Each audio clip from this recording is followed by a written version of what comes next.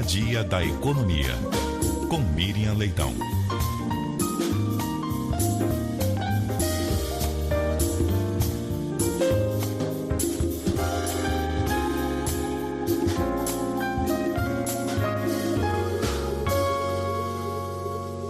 Miriam.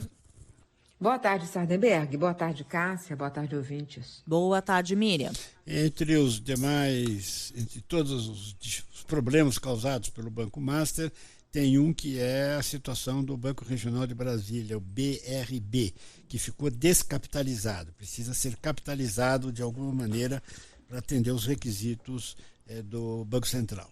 Bom, e agora está se falando numa possibilidade da Caixa Econômica Federal, absorver o Banco Regional de Brasília.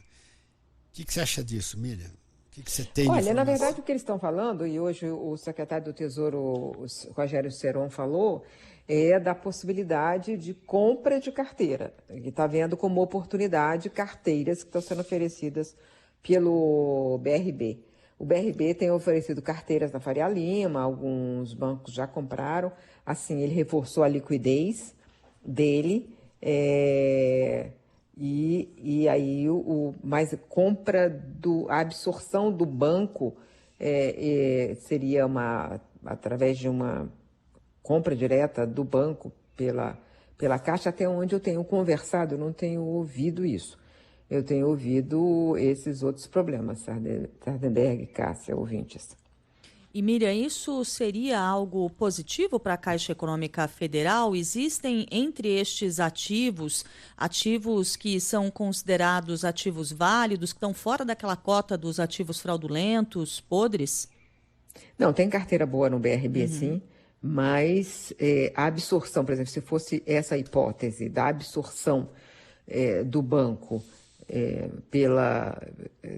do BRB por qualquer outro banco, ou principalmente uma empresa estatal, empresa financeira, no caso a Caixa, seria um prejuízo grande, porque assim, o banco em si carrega um prejuízo.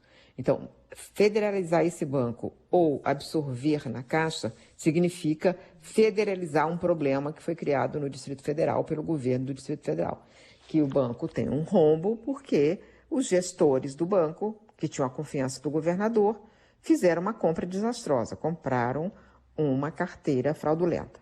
Mas ele tem, o banco tem outros ativos, o banco tem outras atrações. E por que vendeu, tem vendido? Tem vendido para aumentar a liquidez. Que um dos problemas é perder a liquidez, quando um banco está exposto a essa discussão pública, pode perder a liquidez. Mas tem um outro problema, que é um problema de desequilíbrio patrimonial. Ele ficou com um rombo enorme no seu balanço. Então, aí é outra solução. O governo estadual, né, o governo distrital, no caso do Distrito Federal, tem que colocar dinheiro lá.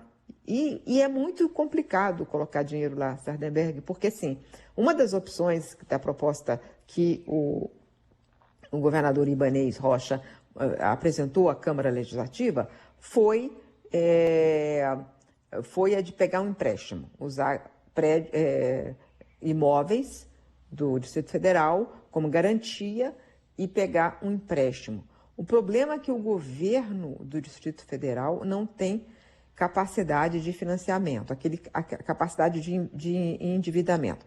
Aquela medida do CAPAG, que chama assim, capacidade de pagamento, que tem várias notas, ele é nota C. Ou seja, ele não tem possibilidade, ele está impedido de pegar empréstimo, o governo do Distrito Federal, com garantia do Tesouro, com garantia da União. Ele pode pegar sem garantia da União? Pode, mas aí aumenta muito o risco e, portanto, a taxa a ser cobrada por quaisquer ofertantes desse crédito. Então, a situação é complicada,